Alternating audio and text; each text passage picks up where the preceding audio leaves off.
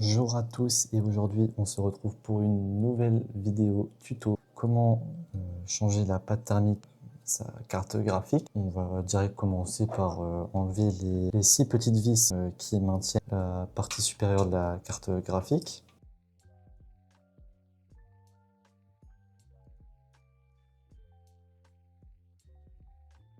Une fois que cela est fait, on va pouvoir maintenant enlever la partie supérieure de la carte graphique.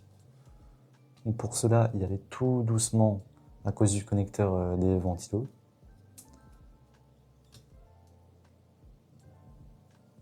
Voilà.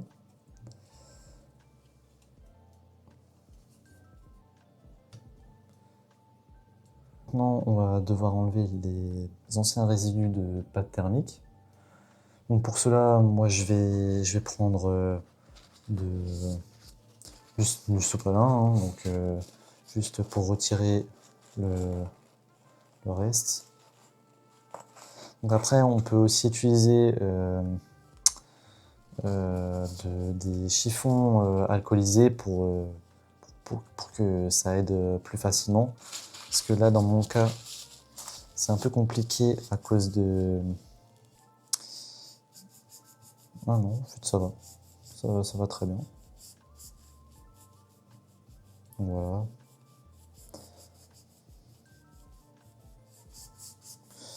Oui, donc comme dit, si vous voulez que le résultat soit plus propre sur le refroidisseur et sur le processeur graphique, je vous recommande à ce moment-là alors d'utiliser des lingettes alcoolisées, mais après c'est pas non plus obligé. Ensuite, le processeur graphique.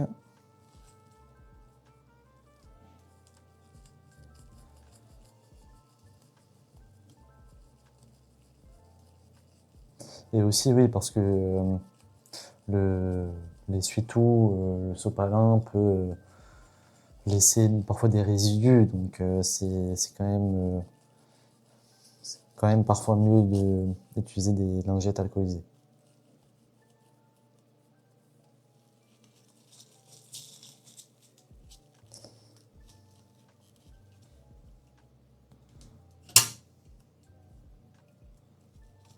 Je vais retirer tout ça de là. Donc voilà, une fois que ça est fait, on va mettre la nouvelle pâte thermique maintenant. Une fois que tout est propre, il va falloir mettre la nouvelle pâte thermique. Donc après, pour la dose, vous mettez juste une petite noisette, hein, pas besoin de mettre trop non plus. Voilà, comme ça, pour qu'ensuite elle puisse bien s'étaler quand vous allez reposer le cache, quoi.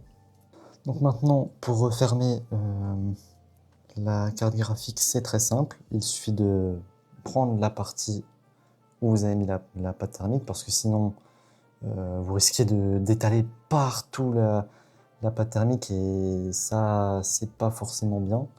Donc vous prenez cette partie-là où vous venez de mettre la pâte thermique pour la remettre exactement en face des, euh, des trous des vis.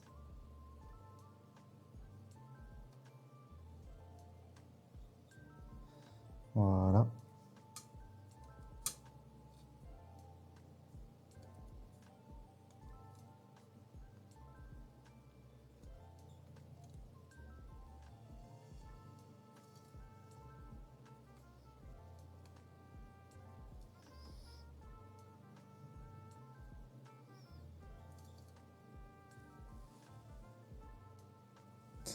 Et donc maintenant, il ne reste plus qu'à revisser. Donc voilà.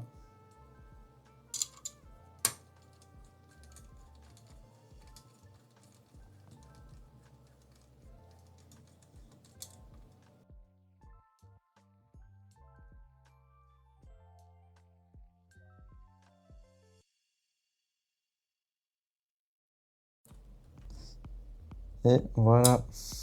Et donc voilà, maintenant on arrive déjà à la fin de ce petit tuto. Pense à t'abonner et à liker si tu as aimé la vidéo et n'hésite pas à me dire en commentaire quelle prochaine vidéo tu aimerais que je fasse.